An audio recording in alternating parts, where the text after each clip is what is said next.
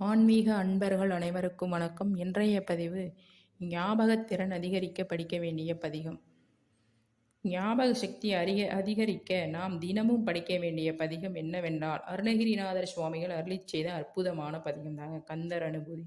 நம் அன்றாட வாழ்க்கையில் சிலருக்கு பல்வேறு வகையான பிரச்சனைகள் ஏற்படும்.